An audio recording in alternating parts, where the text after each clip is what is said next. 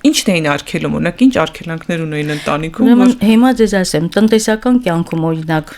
այն ժամանակ արգելանքներ գոյություն ունեին, ծանր աշխատանքներ թույլ չէին տալիս, որ կինը կատարի, կինը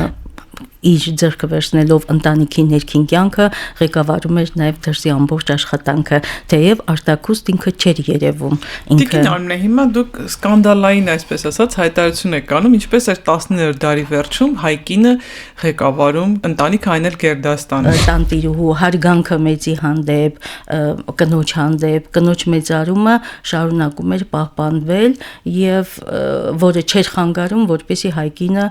քաղաքային կենցաղում զբաղվեր նաև հասարակական գործունեությամբ։ Աֆրիկյանների տոհմի մի կնոջ լուսանկար կա, որ նայում էին մատանիներին, ականջողներին, ասում են վայ հələ այն ժամանակը ինչ ձևով են։ Հայտնի տոհմի ընտանիքներից մեկի կինը Երևանում նույնիսկ խանութներ էր վարձով տալիս, ինչը մեր 19-րդ դարի պատկերացումներով, որ կինը նման գործունեություն ծավալելու իրավունք չուներ, արդեն խոսում է այն մասին, որ դա այդ արգելքները, որ եղել են այդ ժամանակաշրջանում, ընդամենը թվացial են եղել, հենց Երևան քաղաքում փողոցի կողմից պատուհաններ չէին լինում։ Պատուհանները բակի կողմից էին, որպեսզի փողոցի կողմից չգրավեր այդ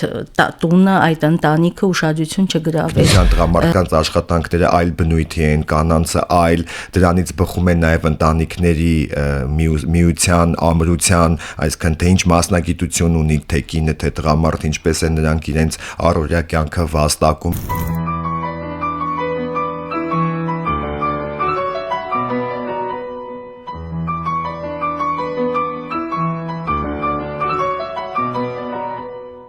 Հանրային ռադիոյի եթերում Արարատյան հայրապետական թեմի ինքնություն հաղորդումն է, բարև ձեզ, ես Նոեմին եմ։ Ինչպես դասականն է ասում, ինչ կլիներ այս աշխարհում, թե չլինեին կինն ու գինին։ Այո, այսօր խոսելու ենք կանանց մասին, եւ այսօրվա հաղորդման առիթը Երևանի պատմության թանգարանում բացված մի հետաքրքիր ցուցադրություն է, որտեղ ներկայացված են կանայք։ Թե ինչ ցուցադրություն է, ինչի համար է բացվել, ինչ են ներկայացնում այնտեղ,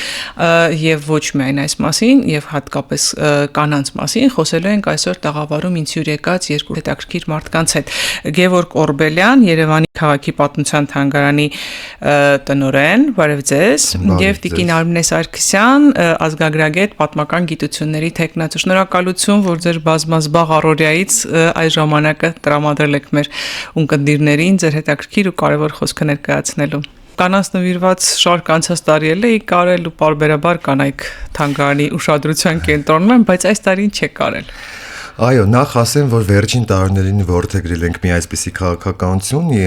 կանանց տոների մեկամսյակի շրջանակում թանգարանի հավաքածուն օգտագործելու այն առումով, որպեսզի հանդես գանք կնոջը մեծարելու, կնոջ տարբեր ուրեմն կանանց հետ կապված երևույթները հարահրճակելու ուղղությամբ եւ հենց այս տարվա մեր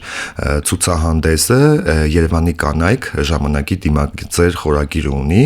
որը հիմնականում լուսանկարների ցուցահանդես է եւ օգտվելով մեր թանգարանային հավաքածուից լուսանկարների ֆոտոֆոնո հավաքածուից, որտեղ պահպանվում է շուրջ 12000 ուրեմն թանգարանային առարկա նմուշներ եւ համագործակցելով հայ լուսանկարիչներ ազգային ասոցիացիայի հետ մենք որոշեցինք ստեղծել մի հետաքրքիր ցուցահանդես, որի միջոցով կփորձենք ներկայացնել ավանդական ժամանակաշրջանից, այսինքն 17-րդ դարի վերջից մինչև այսօր կնոջ կերպարը, դերը քաղաքային մշակույթում, քաղաքային հասարակական կյանքում եւ կարող եմ փաստել, որ դա մեզ մոտ ստացվել է եւ ցուցադրության կոնցեպտը հայեցակարգը իրենց ներկայացնում է 3 հիմնական ուղղություններ։ Առաջինը դա մեր հավաքածուի 19-րդ դարի վերջի 20-րդ դարասկզբի լուսանկարներն են։ Դրան հաջորդում է խորհրդային շրջանի կինը եւ արդյունաբերությունը, կինը եւ որպես առողջապահական համակարգում կանանց այն լուսանկարները, որոնք ներկայացնում են որոշակի հետաքրքրություն եւ երրորդ ուղղությունը մեր ցուցադրության դա այսօրվա լուսանկարիչներն են, որ ֆիքսել են, անմահացրել են կանանց քաղաքային միջավայրում։ Այս երեքը միասին կազմում է մեր ցուցադրության հենց առանցքը գլխավոր, ներկայացված է շուրջ 125 լուսանկարներ էր ընդհանուր առմամբ, իսկ մասնակից լուսանկարիչները ժամանակակից 15-ն են, ովքեր ներկայացրել են իրենց մոտեցումները կանանց դերը ընդգծելով իրենց ֆոտոխցիկներում, որը որ շուրջ 50 լուսանկար ներկայացված է հենց ժամանակակից լուսանկարիչների։ Գիտեք ինչն է հետաքրքիր, որ այո, ներկայացված են օրինակ կինը Երևանի մետրոպոլիտենում կամ եթե մենք sense զուգահեռներ անցկացնենք, տեսնենք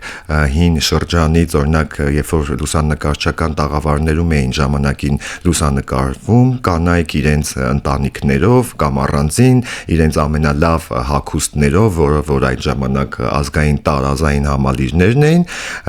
սովետական շրջանում դա որոշակի փոփոխությունների է ենթարկվել, որ բացվել են ֆոտոկոմբինատներ, օրինակ Շանթը,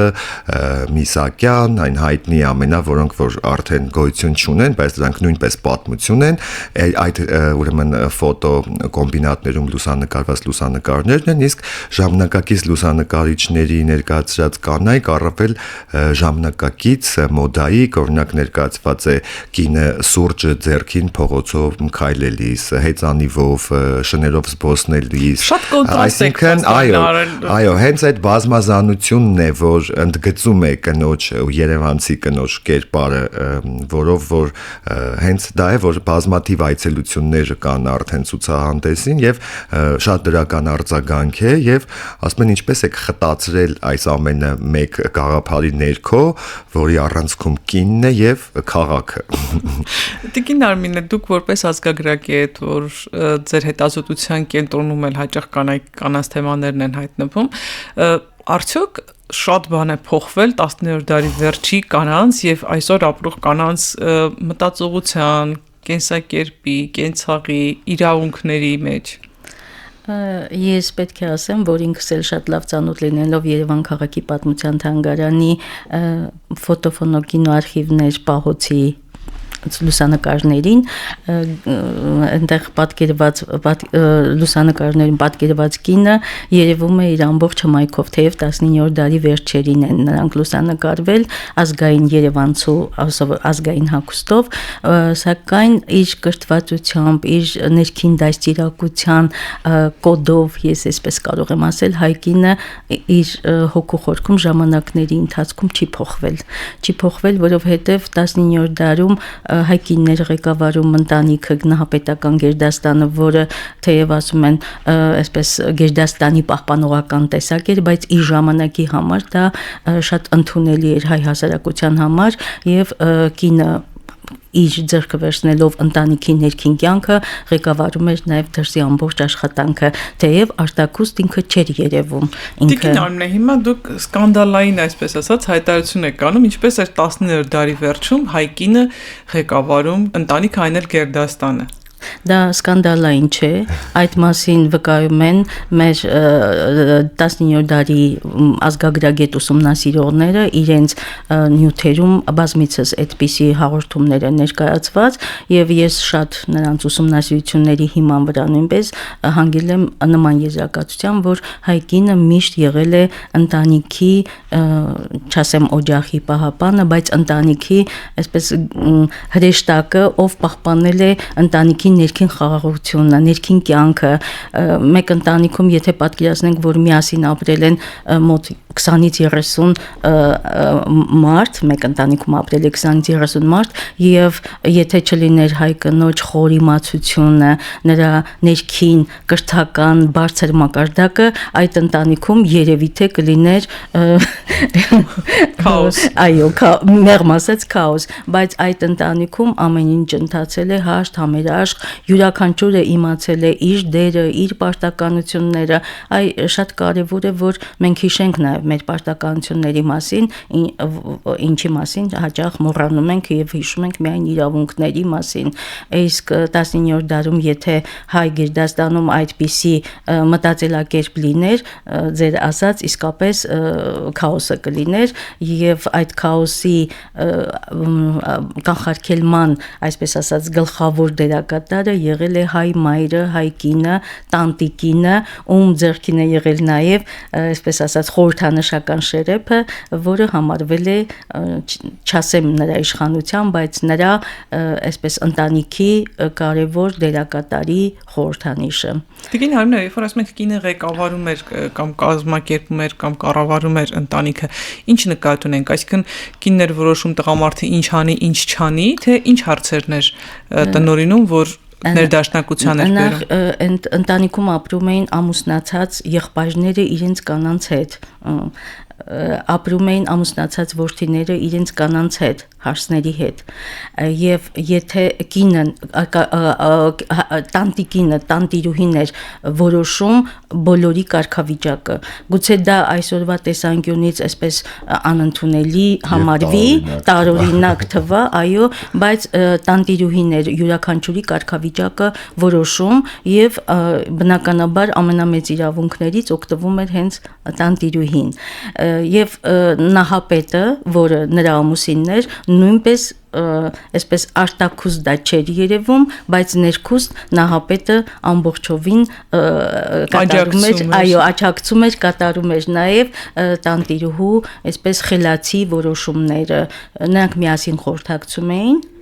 նորից եմ ասում, դա տարօրինակ կթվա 19-րդ դարի համար, բայց նրանց խորհրդակցության արդյունքում ի վերջո շատ հաճախ հաշվի էր առնվում կնոջ կարծիքը, մոր կարծիքը։ Ներքին դիվանագիտական դրսևորումներ։ Եվ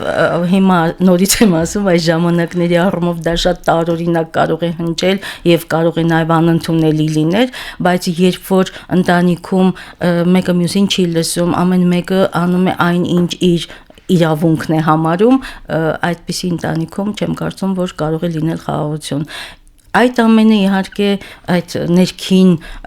ընտանեկան հարաբերությունները, որոնք առերևույթ չէին երևում,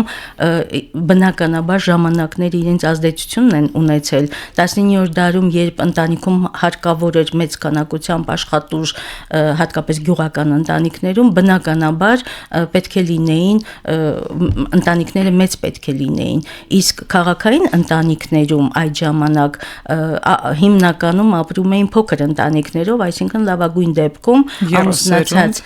ամուսնացած որդիները իրենց ծնողների հետ, բայց այդ պարագայում այն անգամ նորից տանտիրուհու հարգանքը մեծի հանդեպ,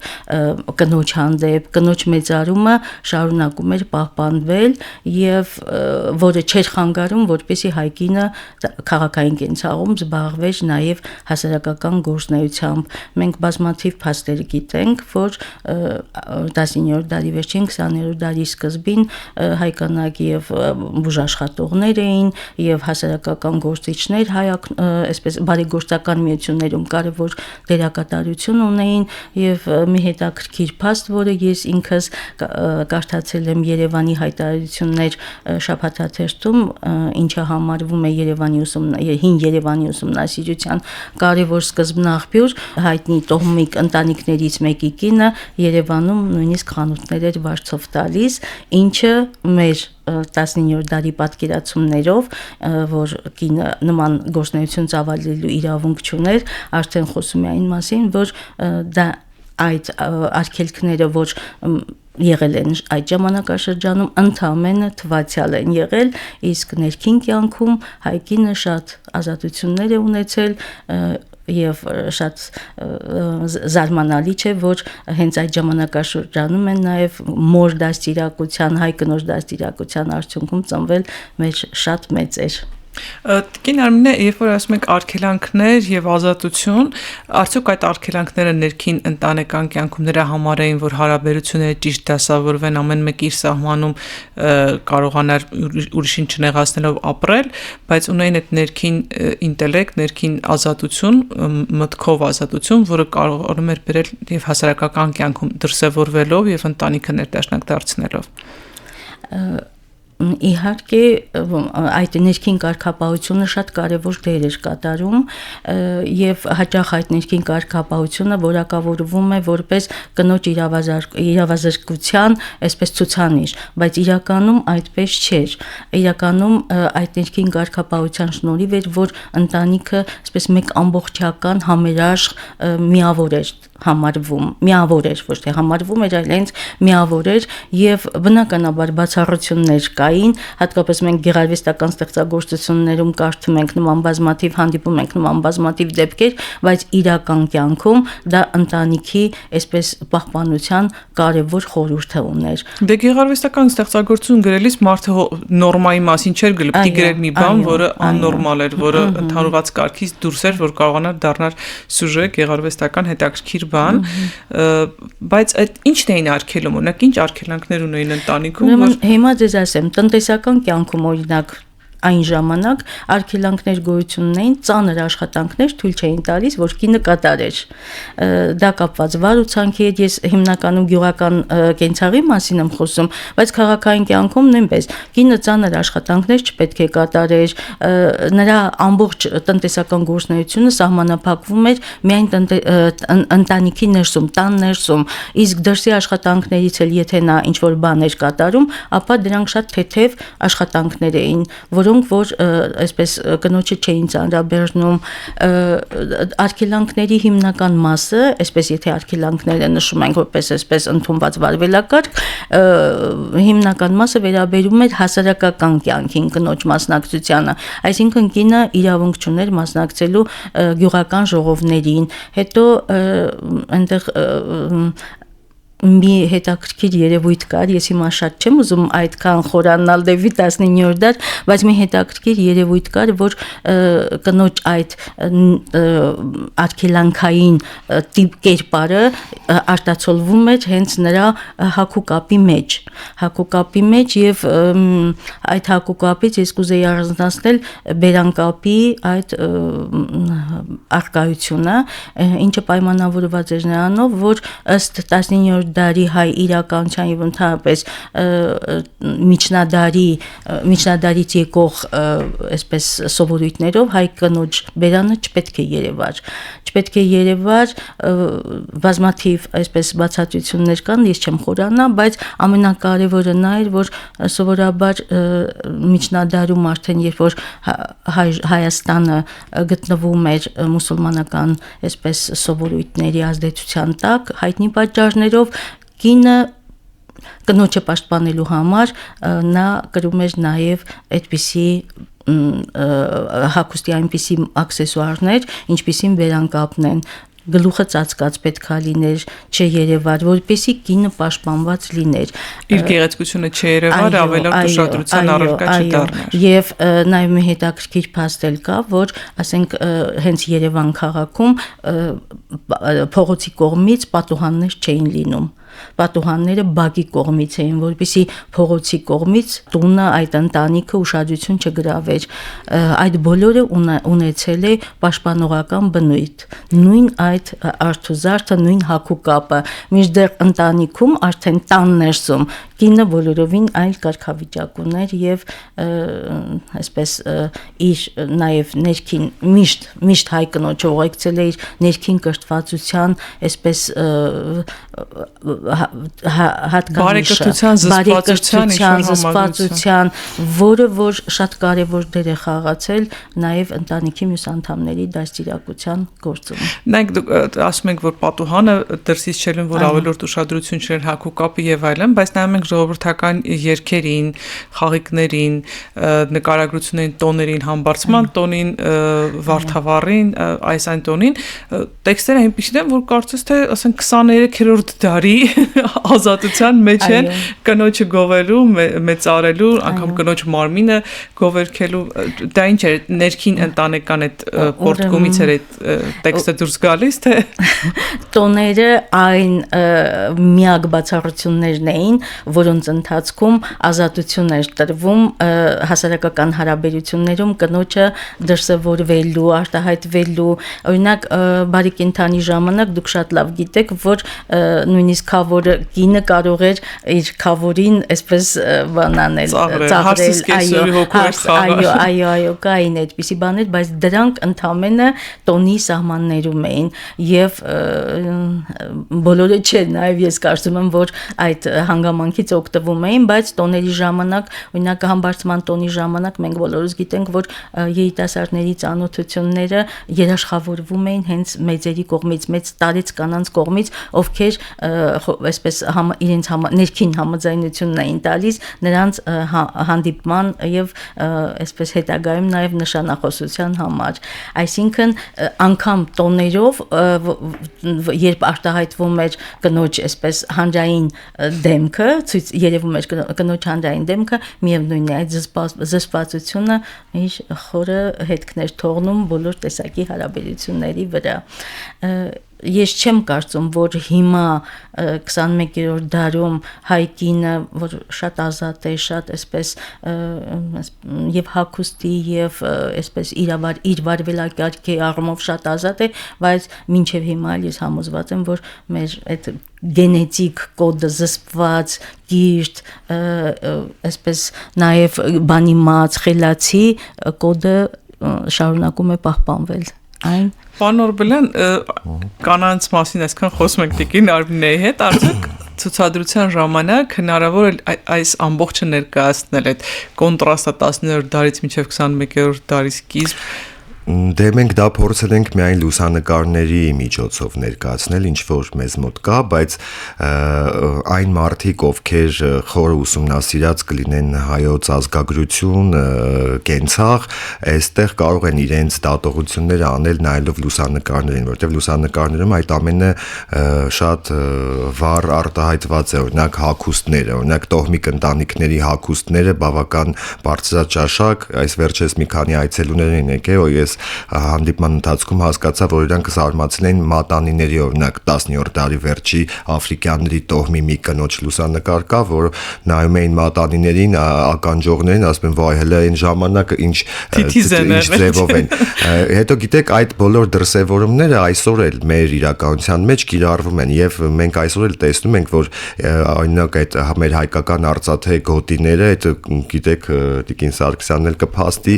գոտիների մեծ խորհրդաբանություն կա հագուստի, դրանց ոճավորված զարդանախշերի, որոնք արտացոլում են հենց տվյալ տարազային համալիրը կամ առհասարակ կնոջ դերը այստեղ, նույնպես երեխա ունենալու, պաշտպանիչ նշաններ ունենալու, դրսի աչքով չտալու, այսինքն այդ աչքաուլունքներ եւ այլն, այդ խճճված զարդանախշեր, այս ամենը տարազային համալիրում բնականաբար երևում է, երբ որ գիտես ուսումնասիրել ես, բայց դրանից օրինակ այսօրվա իրականության մեջ շատ հետաքրքիր է, որ կանայք այսօրվա այս ժամանակակից թվացial, որ համարում ենք, օգտագործում են հենց այդ արծաթե գոտիները ջինսե տաբատների հետ, այսինքն եթե նայենք նորաձևության համատեքստում, ապա կտեսնենք, որ այդ բոլոր տարերը, եթե ժամանակին եղել են, այսօր այլ դրսևորումներում, այլ ձևաչափով օգտագործվում են ժամանակակից հայ կնոջ նորաձևության, ասեմ թե առօրյա կյանքում, որտեղ առօրյա կյանքում եկան ու տարբեր միջոցառումներ եւ որ այցելում եմ, ես տեսնում եմ, որ օրինակ արծաթե գոտիով կին աղջիկ, երիտասարդ աղջիկ, որ զարմանալի են համադրել է հին, այսպես ասած, աքսեսուարը այսօրվա ջինսը կամ նորաձև կոկտեյլի, այո, ձեզ նույնպես, այո, հայկական ասեղնագործած ու գեղեցկուհի նարարով աղջիկ գործել եւ հատուկ նվիրել է, ես էլ խոստացել եմ, որ առաջին իսկ հաղորդման ժամանակ նկարահանման ժամանակ այդ շատ գեղեցիկ է, դեպ տեսնեք, դասական վերնաշապիկի վրա առկա է ազգային խաչկար ուրեմն Մարաշի ասեղնագործությունը, որը նույնպես էլի ազգային ինքնության դրսևորումն է այսօր։ Եվ որ ես ջինսի տաբատներ հավադրել եմ, շատ լավ է գունային, այո։ Ուզում եմ հարցնեմ, արդյոք դուք եք նկատել, որ կանանց իրավունքները դեռ 19-րդ դարի վերջերին ոչ թե ոտնահարված էին, ոչ թե նսեմացրած էին, ինչպես սովորաբար ներկայացնում են ֆեմինիստական շարժումների ջատագովները, այլ ուղղակի այլ կերպ էին, որոնք օգնում էին առողջ ընտանիք ունենալ։ Դուք որպես տղամարդ այդ հարցի պատասխանը։ Անկեղծ ասած, ես ինչքան որ ուսումնասիրել եմ,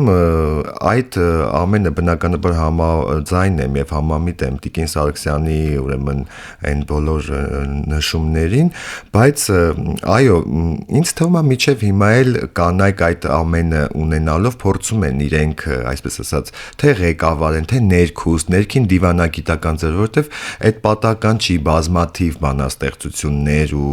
բառեր ու տողեր ծոնված հայ կնոջ, հայ մոր, չէ, Հովանես Շիրազի մայրի Մանուշուանգին այդ տան հիմնասյուն լինելու, այսինքն այդ բառերը պատական չեն մեր բոլոր մտավորականների կողմից, որոնք տարիներ դարեր շարունակ օգտագործվել եւ ընդգծել են եւ այդ ամենը ունի բնականաբար իր խորհրդաբանությունը եւ այո, ինչ որ չափով կարելի է փաստել ասել, որ այո, ինչ որ չափով արգելված եղել է որոշակի, բայց ներքինով դիվանագիտականորեն փորձել են իրականացնել, որը որ այսօր էլ եթե մենք ուսումնասիրության առարկա վերցնենք ցանկացած ժամանակակից ընտանիք, կտեսնենք բնականաբար կնոջ դերը հասարակական կյանքում աշխատելու, այդ հիմա ավելի տենդենց է մեր ինքնության տղամարդկանց աշխատանքները այլ բնույթի են, կանանցը այլ, դրանից բխում են նաև ընտանիքների միության, ամրության, այսինքն թե ինչ մասնագիտություն ունի թե կինը, թե տղամարդը, ինչպես են նրանք իրենց առօրյա կյանքը վաստակում եւ սենց կարող եմ վիճակագրություն ասել, եթե այն կանայք, որոնք ավելի շատ են վաստակում, քան իրենց տղամարդիկ, այդ ընտանիքներում բնականաբար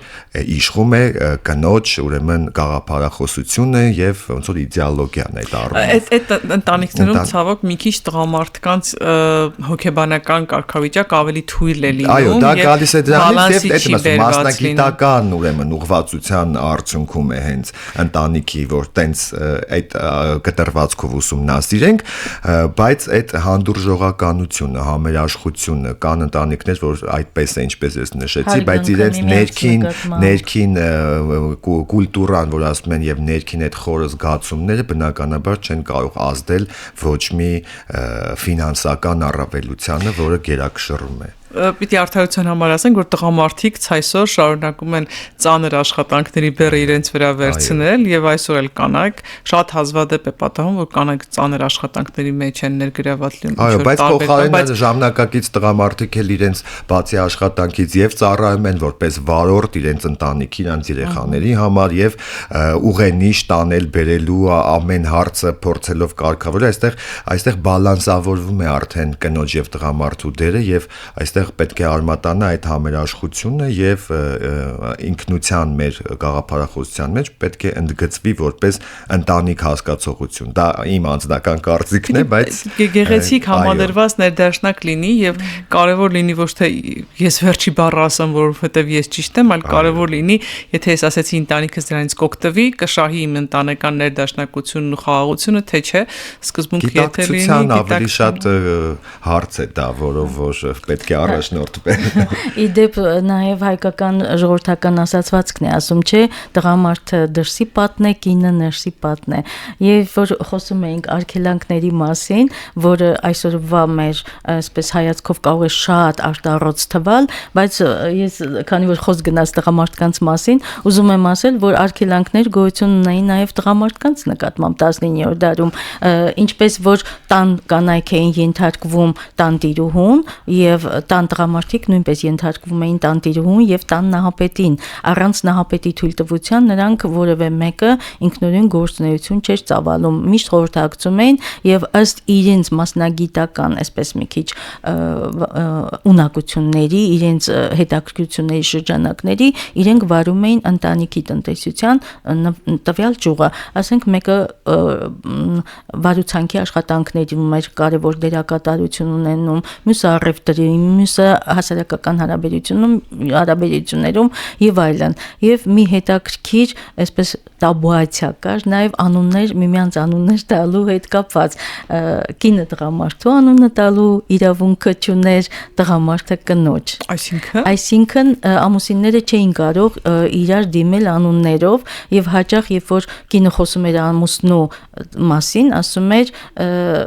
սկեսուրի հետ կամ որևէ մեկի հետ, ասում էր Գևոյի տղան, կամ ասենք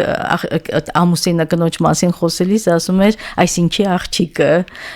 միմյանց անուններ չէին տալիս, որը հավասարապես վերաբերվում էր երկուսին էլ։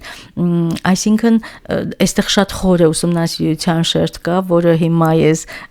չեմ ներկայացնի, բայց շատ հետաքրքիր է եւ ինքը շատ այսպես խորքային խորհուրդներ ունի, մեկ այլ առիթով, այո, մեկ այլ առիթով նորից եմ ասում, կարող է շատ արտառոց թվալ, բայց այդպիսի ընդունված վարվելակարգային ծայրահեղություններ ճակերտավոր կային եւ ասելիքս նա է, որ արգելանքների որոշ շերտ վերաբերվում էր նաեւ հենց տղամարդկանց եւ նույն տղամարդիկ ենթարկվում էին այսպես բարի բուն իմաստով, չէ, բայց արգանքի մեծ, այսպես մեծի հանդեպ արգանքը միշտ հայ ընտանիքում եղել է գերիշխող։ Եվ տղամարդիկ արգելանք ունեին նաև հաստատելու ժամանակ օրինակ թոնրատուն մտնել, չէ, արգելված էր նրանց թոնրատուն մտնելը, որովհետև հաց էր ծնվում, իսկ ծննդաբերության ժամանակ տղամարդիկ պետքա ներկա չլինեին, թեև կանանց էլ արգելում էին հնձաններ մտնել, որովհետև կարծում էին, որ գինին ջուր կդառնա, հետաքրքիր մշակութային համադրությամբ։ Օրինակ հիմա երբեմն ֆիլմերում նայում ես, որ կինը երիտասարդ աղջիկը ոտքերով խաղողը տրորում է, իսկ նախկինում երբևէ նման բան չի եղել, որտեղ տղամարդը միշտ տղամարդն է խաղողը ոտքերով տրորել, պայմանավորված, որ դա բավականին այսպես ուժ պահանջող աշխատանք էր, եւ երկրորդը էլի խորքային այսպես խնդիրներ կային, որ կինը աղջիկը չէր կարող խաղող տրորել, փոխարենը տղամարդն էլ չէր կարող խմոր հունցել, խմորի հետ գործ ունենալ, որովհետև կինը այսպես էլի ասացվածքով ասում է տղամարդ կնոջ ձեռքերը օրնված են հաց թխելու համար, տղամարդու ոտքերը օրնված են խաղող տրորելու համար։ Հետաքրքիր բան եք ասում։ Այսպես թվացյալ այսպես շերտեր կան, որոնք նորից եմ ասում, շատ արտառոց 21-րդ դարի մարդու համար շատ արտառոց կարող են թվալ, բայց իրենք ունեին շատ խորքային արմատներ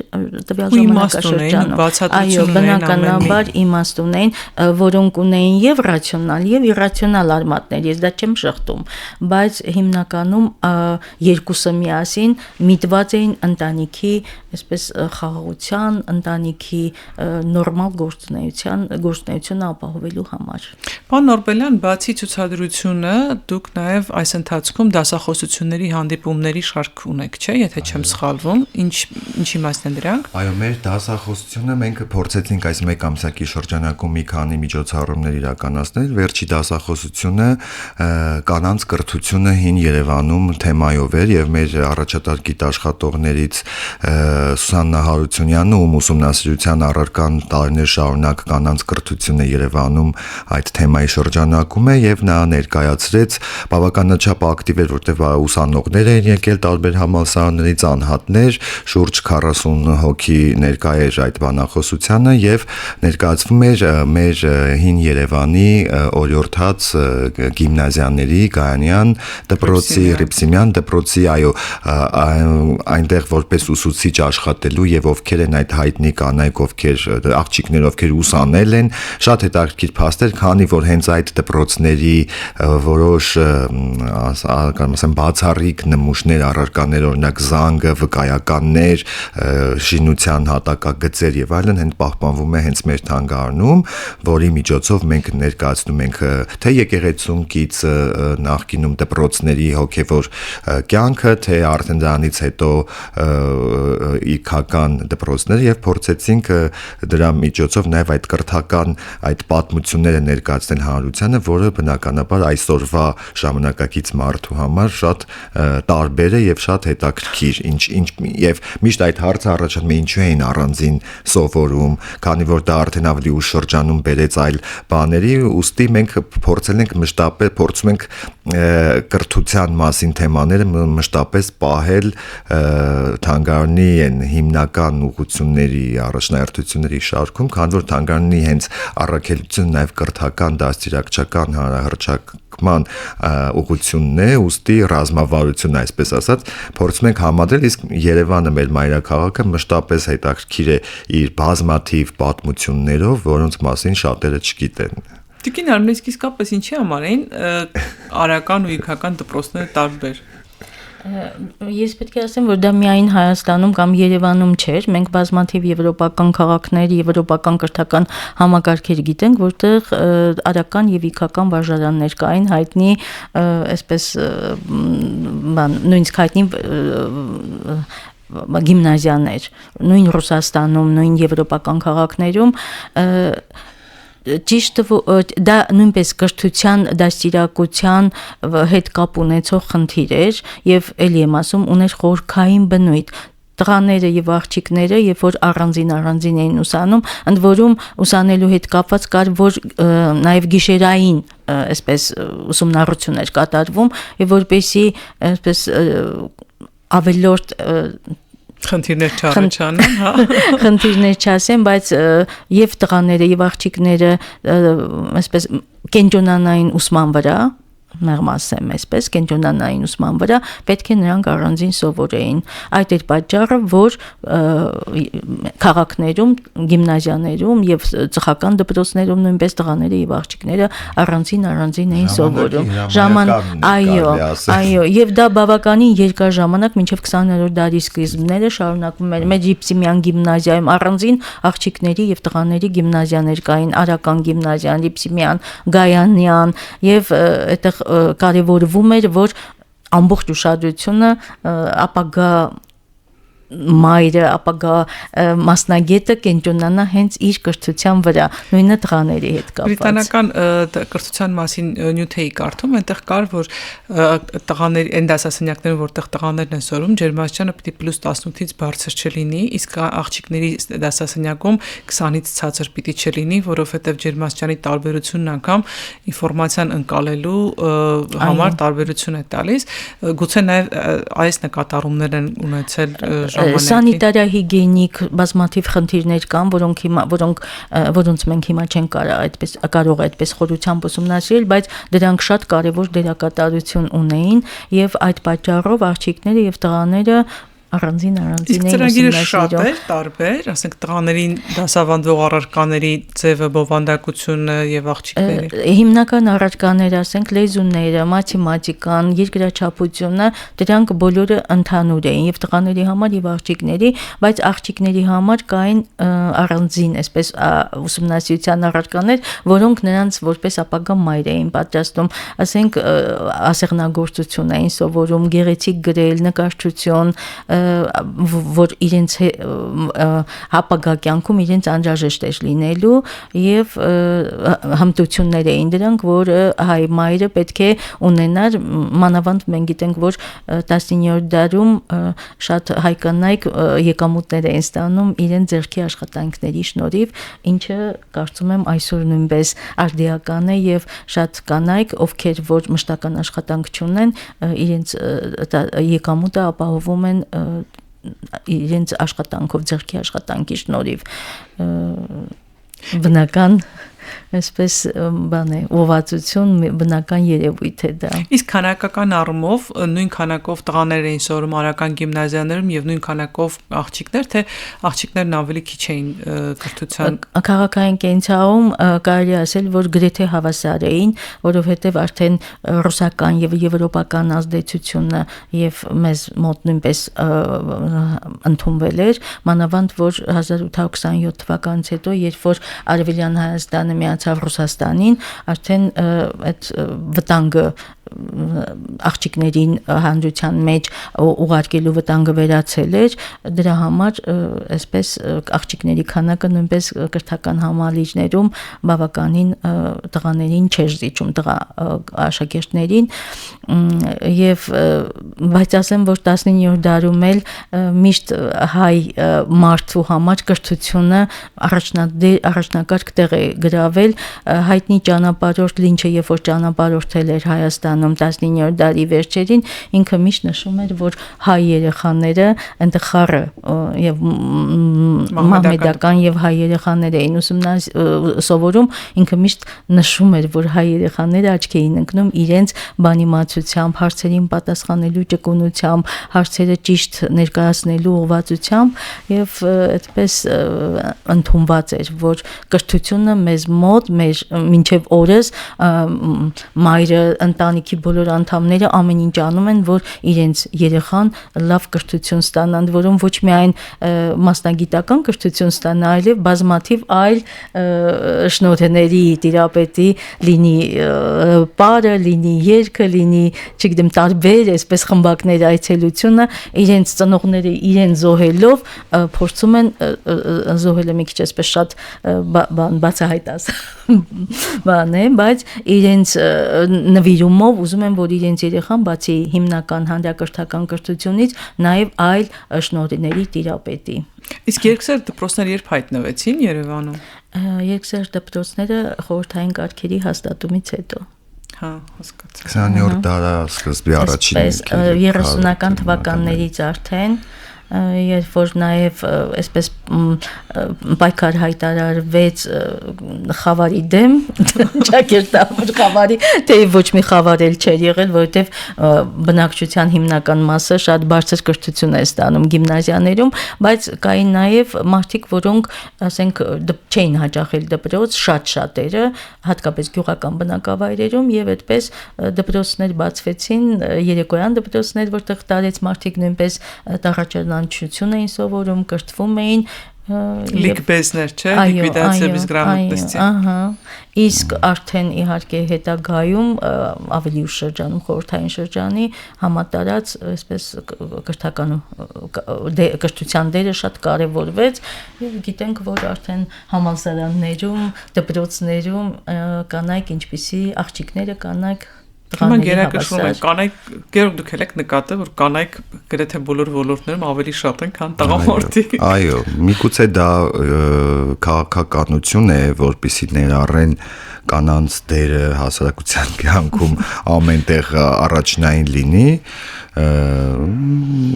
դա որովհետև ավելի շատ եվրոպական, ամերիկյան կարող եմ ասել արևմտյան արժեքներ են, որ ոնց որ ներառվել են եւ փորձել են մեր իրականության մեջ դա իրողություն դարձնել, որը որ ստացվում է, բայց նաեւ կախված է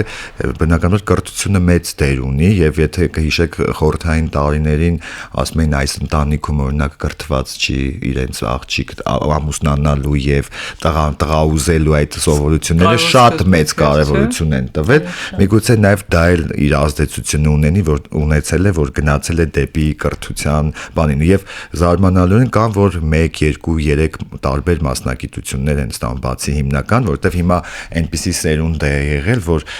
իրենք շատերը չեն ուզեցել այդ մասնագիտությամբ ուսանել ծնողների, այսպես ասած, ստիպողությամբ, բայց հետո իրենք հասկացել են իրենց այլ բան է դուր եկել, այդ կրթությունը շարունակեն այլ ուղղությամբ, հետո օրինակ նորարարական IT տեխնոլոգիաներ, որովհետև կոնկրետ իմ սերունդը 1980-ականների այդ բանը ունեցել ենք մենք, որը որ փորձել ենք գնալ այն ուղղությամբ, որը որ ժամանակակից քայլում է աշխարհը։ Ես չգիտեմ 2000-ականներից հետո սերունդը օրինակ ինչ ուղղվածությամբ կգնի, որովհետև այս թվային տեխնոլոգիաները, այդ արհեստական բանականությունը հիմա մենք այնպիսի մի փուլում ենք, որ ասում են անգամ մենք այն երջանիկ մարդիկ ենք մեր սերունդը, որը որ մենք սոցիալական ցանցերով ազդեցության եւ դրա օգտագործմամբ չենք մեծացել, չէ, բայց մենք ինտեգրվել ենք եւ սովորել ենք դրան։ Հիմա ժամկետ ծրագրերն ասում, որոշում առաջիկա 3 տարվա համար ինչ մասնագիտություն, ինչ հմտություն է պետք, գիտեմ, որտեվ 3 տարի հետո փոխելու է։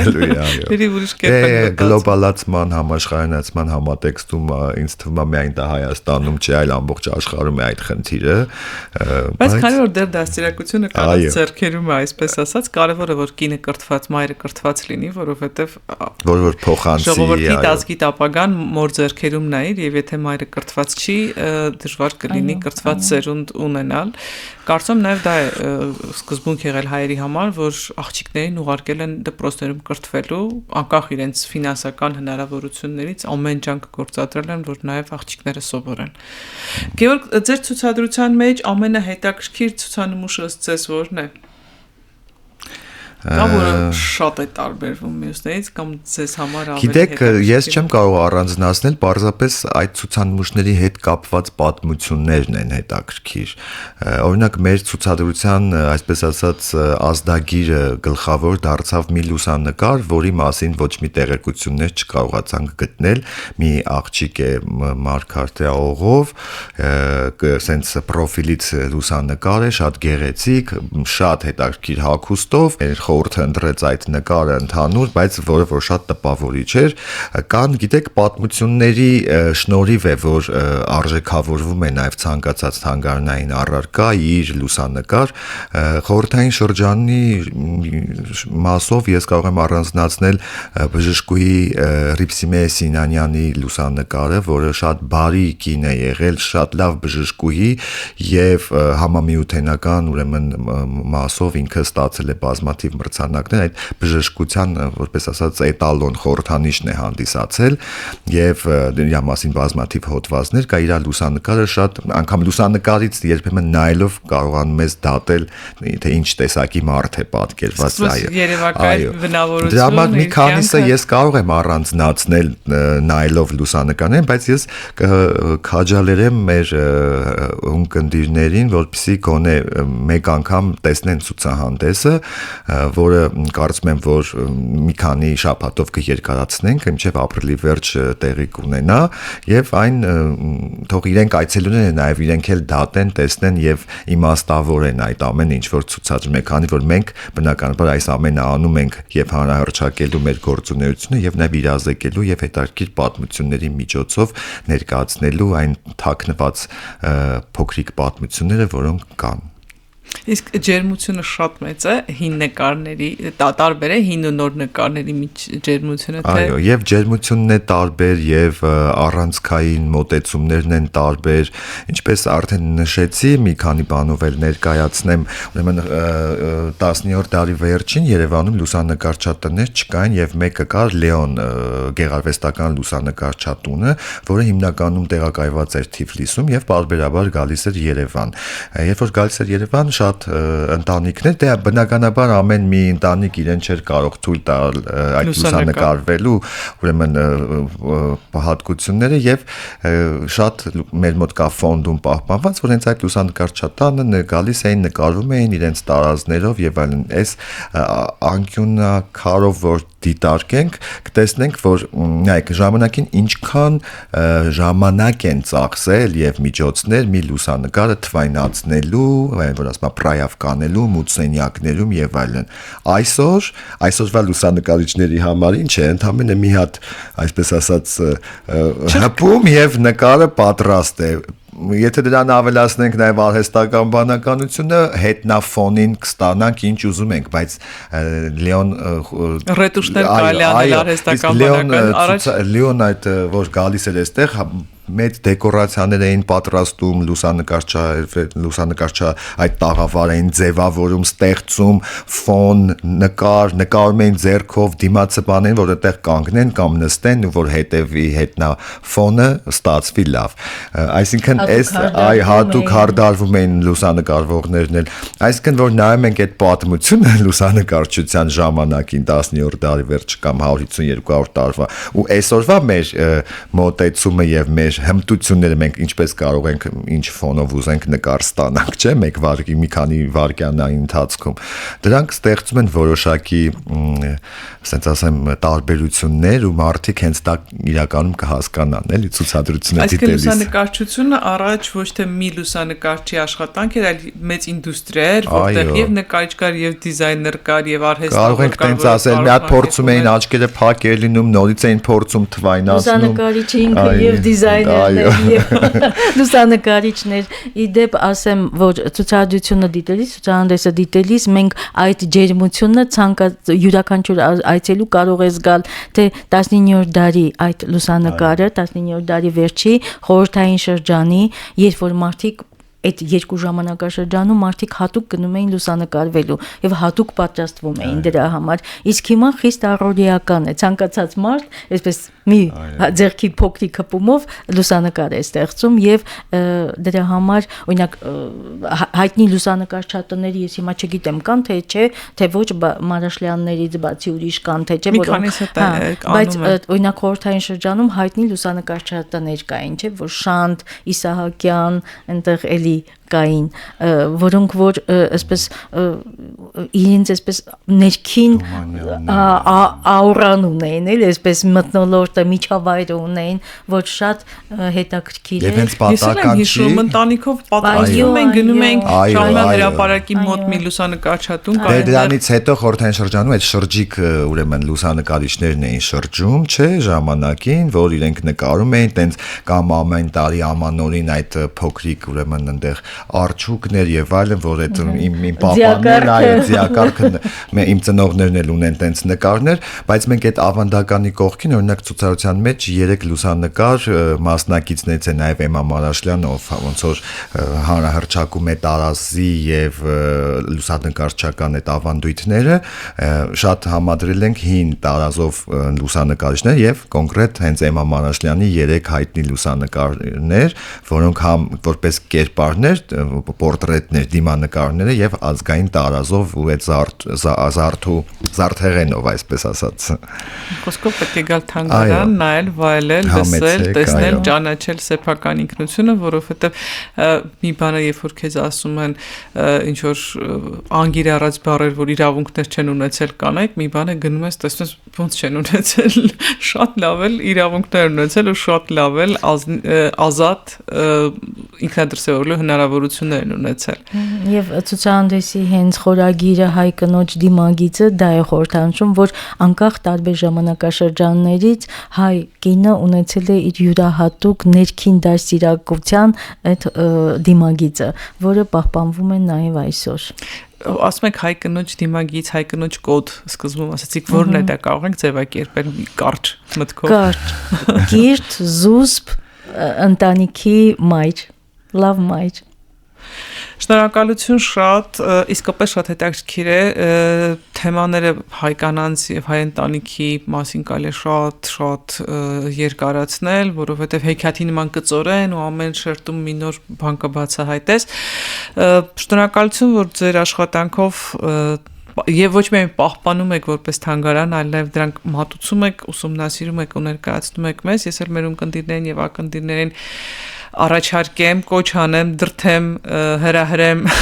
չգիտեմ, որ անպայման գնացեք, տեսեք, վայելեք, համեմատեք եւ զգացեք այդ ամենի մի մասնիկը դուք եք։ Ինքնության տաղավարում այսօր ես շատ սիրով հյուրընկալել էի Տիկին Արմինե Սարգսյանին, ազգագրագետ, պատմական գիտությունների թեկնածու, ում շնորհիվ նաև Երևան քաղաքի թանգարանը տարիներ շարունակ պահպանվեց եւ այսօր պարոն Նորբելյանին փոխանցվեց որպես նոր տնօրեն։ Եվ իմ տաղավարում նաև Գևորգ Օրբելյանը, Երևան քաղաքի պատմության թանգարանի տնօրենը։ Շնորհակալություն ձեզ շատ, թող ձեր ներշնչանքները շատ լինեն եւ Աստված զորացնի ձեզ ավելի մեծ նախաձեռնությունների եւ աշխատանքների համար։ Շնորհակալ եմ բոլորիս, շնորհակալություն։ Ինքնությունը եթերում կլինի հաջորդ շաբաթ։ Ցտեսություն։